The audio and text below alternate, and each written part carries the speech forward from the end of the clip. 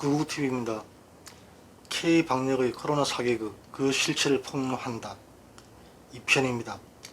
사실 방송이 좀 길더라도 1편으로 마무리하려 했었는데 글이 먼저 올린 1편 이유가 모두 날아가서 다시 2편으로 나눠서 올리게 되었습니다.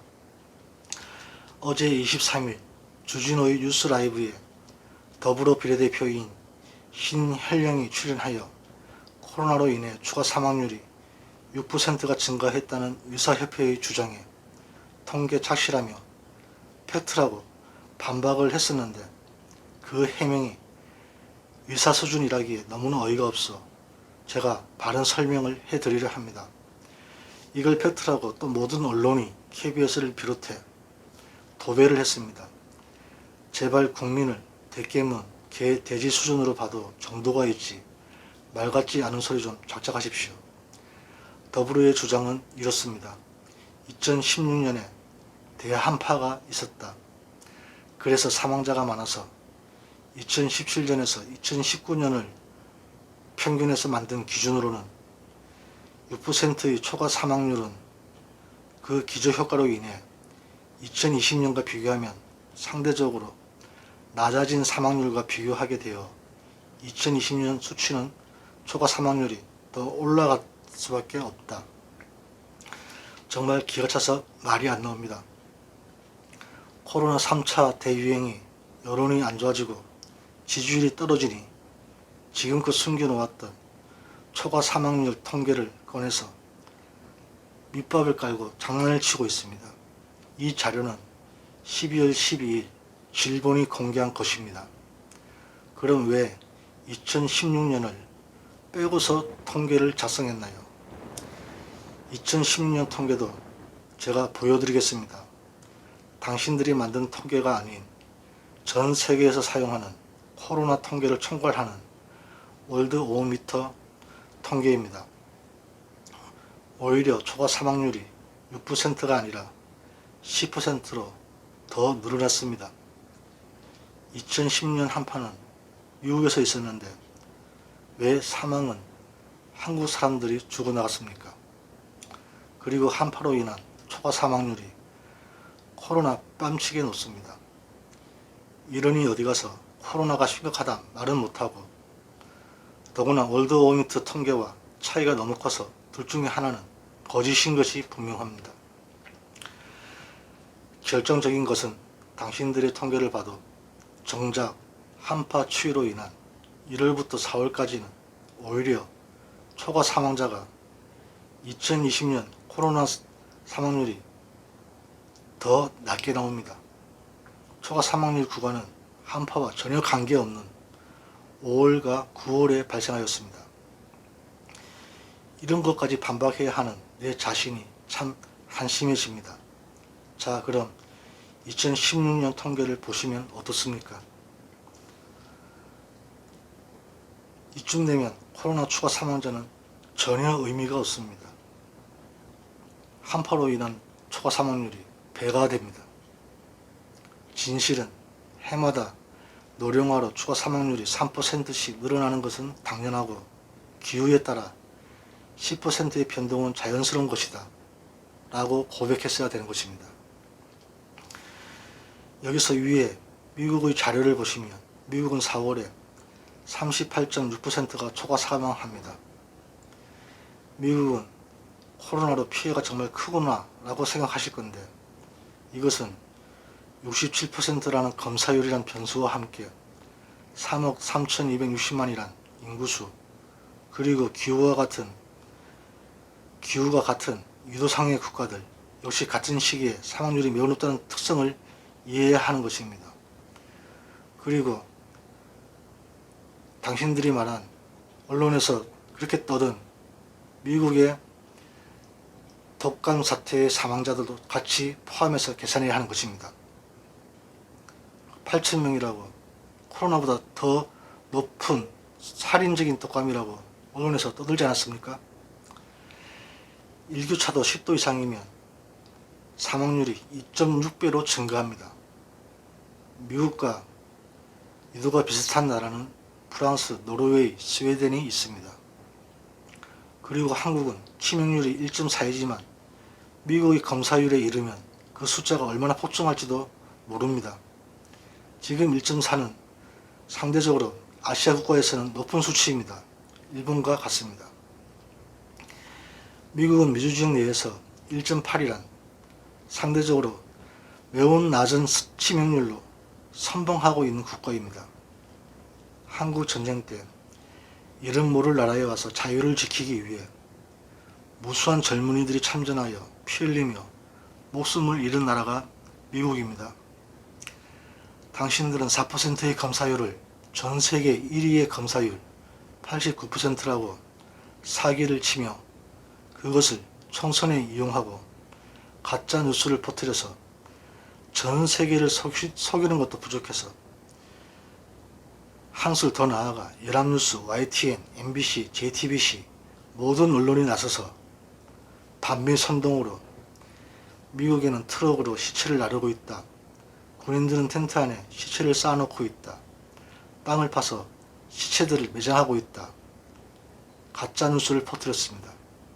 그 후 밝혀진 것은 트럭으로 시체를 나른다는 것은 반트럼프 성향의 간호사가 자기 병원의 장차에 실린 시체를 CNN과 짜고 가짜 뉴스로 왜곡, 조작을 한 것이고 시체가 쌓였다는 텐트는 군 지원자의 캠프였으며 땅에 묻은 것은 방역 장비였습니다. 심지어 뉴욕 지하철에서 마스크를 쓰지 않아 쫓겨난 동양인 폭행 혐오로 반미 기사를 만들어 선동했습니다. 더구나 마스크도 쓰지 않고 폭동으로 변질된 플로이드 시위는 옹호하면서 흑인 폭동에 강탈당하고 두드려 맞는 한인들은 보도조차 하지 않았습니다. 그러면서 8.15 집회는 살인자 취급을 합니다. 민노총 집회는 철저히 침묵하면서 말입니다. 이럴진데 어떻게 이들이 정신이 온전한 사람들이라 믿겠습니까? 이건 개인이 아닌 언론들의 형태입니다. 대기업들은 중국발 유언비어로 미국은 시체를 도축해서 햄버거 패티를 만들고 있다고 말도 안 되는 계단까지 퍼뜨렸습니다. 첫 코로나 확진자가 나왔을 때 짜파게티를 만들어 파티를 벌이고 포복절도한 사람이 누구였을까요? 바로 문재인과 김정숙이었습니다. 단지 시민단체의 행동이라고 가짜뉴스 퍼뜨리지 마라 고소고발을 남발하던 중국으로 보낸 마스크 300만 장은 박정 더불어민주당의 회장으로 있는 두 개의 단체 중국 유학 교우 총연합회와 우한대 한국 총동문회였습니다. 박정은 서해 교전의 날에는 불참을 하였으면서도 그 뒤에 얼마 뒤 북한군, 중공군 추모제에 참석을 했습니다. 정세균은 총리 주재 장관회의를 통해 마스크와 방호복, 의료구입 물품을 전달하겠다 공식적으로 밝혔고 외교부 역시 공식 협력을 언론에 통해서 보도했었는데 이것을 어느 날 갑자기 민간단체 지원이라고 가짜뉴스라고 하니 이게 어떻게 말이 됩니까? 더불어민주당의 민주연구원은 중국 당교와 정치 협력을 맺고 있으며 이인영은 코로나 백신마저 북한에 보내야 한다고 떠들고 있습니다. 여러분이 잘 모르는 사실 하나를 또 알려드리겠습니다. 여론 조작은 뉴스 댓글만 있는 것이 아닙니다. 오늘 주진우의 라이브쇼에서 한국의 초과 사망률에 대한 문 정권의 반박이 나오니까 그 이전의 모든 다른 자료들은 포털에서 검색이 불가능할 정도로 순식간에 조직적으로 블로그나 카페 모든 곳이 동시에 그 주장이 실려서 포털을 장악하였습니다. 모든 반대되는 자료와 근거는 더 이상 포털에서 볼 수 없게 된 것입니다. 어쩌면 코로나보다 더한 우리의 적은 바로 그러한 자유 세력들일지 모르겠습니다. 이쯤 되면 더불어민주당부터 이적 세력으로 대한민국에서 해체되고 영원히 사라져야 하는 것 아닐까요? 어쩌면 문재인 정권의 K-방역쇼를 보면서 백신 확보에 대해 저는 조금도 기대하지 않았지만 정세균이 총리가 나서서 직접 백신 확보 책임지겠다는 발언한 지가 얼마 됐다고 이제 와서 백신 확보 결정권과 책임은 정은경에게 있다. 이러다 또 자살당하는 것 아닌지 정말 걱정부터 됩니다. 애초에 총선에만 정신이 팔려 재난지원금 14조 2천억을 풀면서 그 돈으로 전국민 전수검사, 백신 구매도 못했단 말입니까?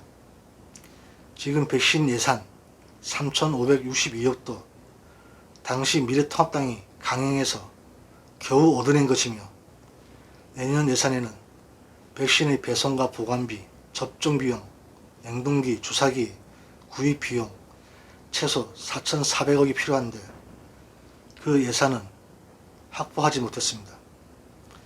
전문가들은 4월부터 백신 구매를 주장했었지만 모두 묵살당했고 문재인은 9월이 돼서야 백신 구매를 지시했습니다. 미국과 유럽은 이미 6월에 계약을 체결한 상태입니다.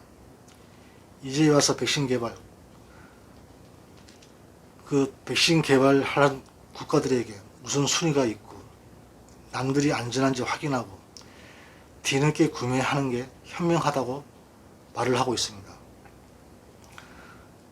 그리고 중요 요인 간담회를 박명석 국회의장, 김명수 대법원장, 유남석 헌재소장, 정세균 국무총리, 노정희 중앙선거관리위원장과 합니까? 코로나에게 사형 선고라도 내리실 겁니까? 김경수, 정경심 재판에 개입하려는 것 아니겠습니까? 백신은 관심에도 없고 재판을 하루 앞두고 뭐 하자는 것일까요? 명백한 상권분립 위반이고 독재입니다. 백신이 안전한가 확인하고 구매하겠다면서 가장 싸고 신뢰할 수 없는 아스트라제네카 백신이라니 국민이 실험실지 마루타로 보이는 겁니까? 말 나온 김에 백신 계약을 못한 이유도 밝혀드리겠습니다. 어쩌면 우리 국민에게 아스트라제네카는 사치일지도 모릅니다. 원래는 중국산 백신 시노팜과 국내 백신 셀트리온을 개발하려 했었습니다. 정세균은 9월 15일 국무회의 중 코백스 퍼실리티 백신 1,000만 명분을 우선 수입할 계획을 밝힙니다. 그러나 정례 브리핑에서 건준욱 방대본부장과 중국산 백신을 구매하겠다며 운을 띄우게 됩니다. 같은 날 이민택 보건복지부 장관은 중국 시노팜 백신을 식품의약처 안전처와 협의 중임을 밝혔습니다. 결국 여론 눈치 보면서 시기를 놓친 겁니다. 셀트리온은 백신 개발 능력도 없었고 문재인의 정권과 요식과는 반대로 개발을 하느니 수입해서 쓰는 게 훨씬 싸고 애초에 계획부터 무능한 것이었으며 도박이었던 것입니다. 코로나 3차 대유행의 처참한 현실은 언론에서 많이 기사들 하고 있으니 생략하겠습니다. 대신 가장 중요하고 심각한 주제에 대해서 말씀드리려 합니다. 지금 한국의 3차 대유행, 영국과 일부 유럽의 변종 코로나를 제외하고서는 코로나는 소강 상태입니다. 한국 역시 1편에서 말씀드렸듯이 노인 사망률이 줄어들고 있습니다. 집단 면역의 근거로 볼 수 있는 사례들이 계속하여 늘어가고 있습니다. 2016년 OECD 보고서에 따르면 한국의 미세먼지 조기 사망률은 인구 100만 명당 기준 중국, 인도, 파키스탄, 카스피의 인근에 이어서 당당하게 5위를 차지합니다. 결국 코로나보다 월등히 치명적인 결과입니다. 연간 36,655명이 호흡기 질환으로 사망하고 있습니다. 코로나 마스크는 원래 N95 마스크 이상을 사용해야 하며 그것마저 에어로졸 형태의 코로나 바이러스를 모두 막아낼 수는 없습니다. N95 마스크는 고가이며 착용도 힘들지만 고령자에게는 호흡 곤란을 가져와 의사들도 노인분들의 착용을 금하고 있습니다. 이러한 이유로 코로나 초기에 WHO도 마스크 착용을 권하지 않았으며 오히려 거리두기와 손씻기를 권장했습니다. 대부분의 90% 이상의 노인들은 면 마스크조차 교체를 하지 않고 한 달 이상을 사용합니다. 이런 경우 차라리 마스크를 쓰지 않은 것보다 더욱 위험합니다. 젖은 마스크는 바이러스 흡착력을 높이며 더구나 바이러스와 박테리아가 서식하기 가장 좋은 환경이 됩니다.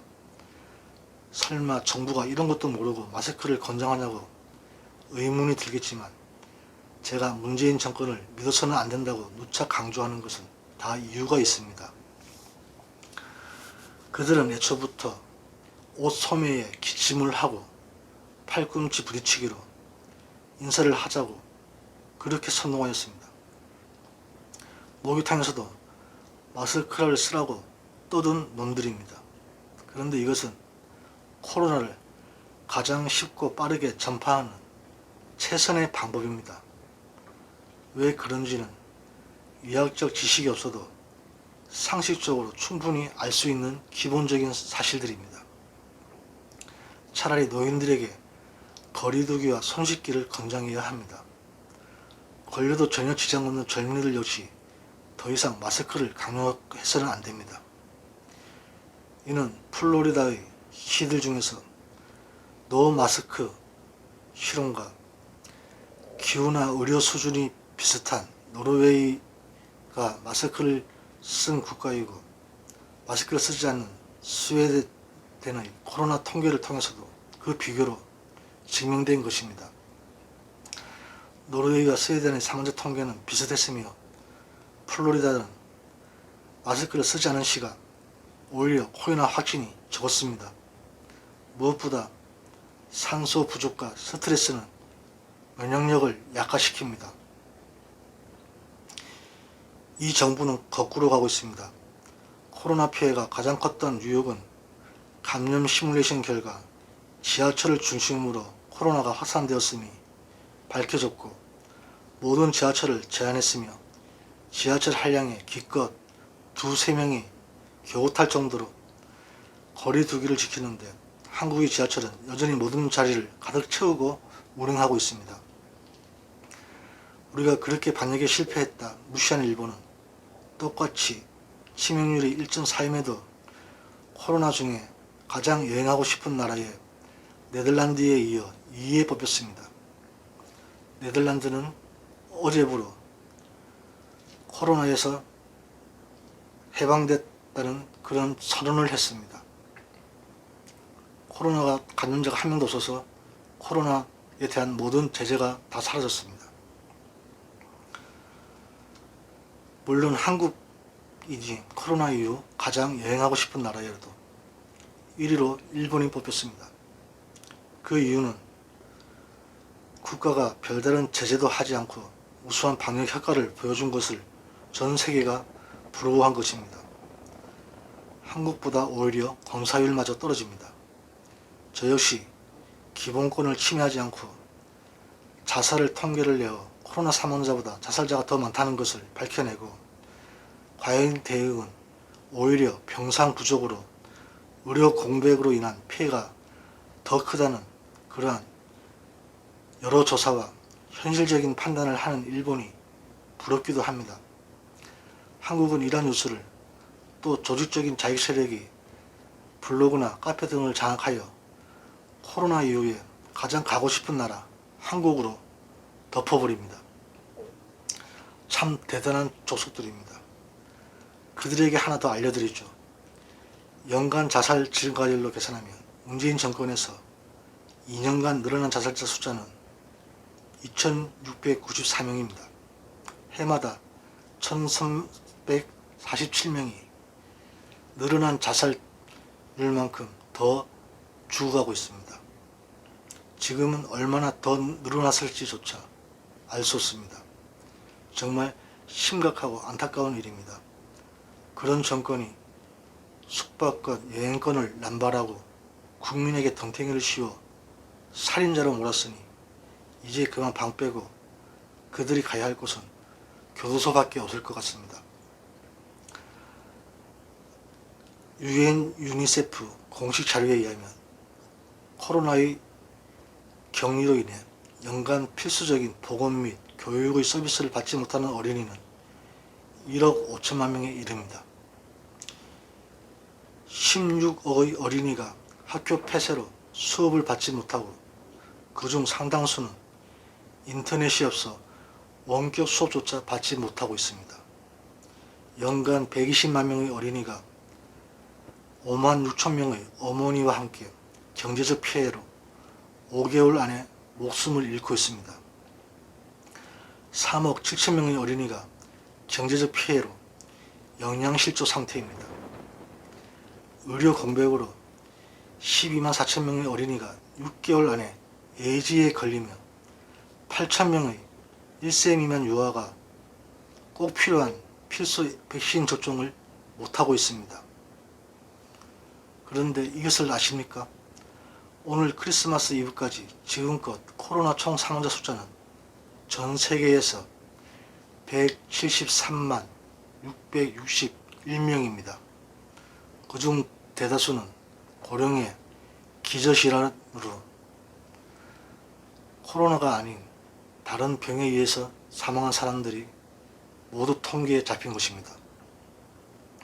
상황이 이런데 평소에 미국 의료보험의 주범이자 자익들이 아주 경멸에 맞지 않았던 1% 중의 1% 딥스테이트의 빌런격인 빅파머 세력, 빌 게이츠 등을 옹호하며 코로나를 앓은 통계를 절대 숭상하는 한국의 자익 세력은 과연 무슨 생각인지 저도 알 수가 없습니다. 아니, 생각이란 게 있기나 할까요? 마치 세기말 최후의 심판을 보는 듯 합니다. 그것이 최후의 심판은 아닐지라도 자익 세력은 코로나와 함께 가까운 미래에 그 최후를 다할 것입니다. 문재인 정권 역시 반드시 그 대가에서 자유로울 수가 없습니다. 즐거운 성탄 맞으시고 새로운 한 해에는 항상 신의 축복이 함께 하시기를 기원하겠습니다. 감사합니다.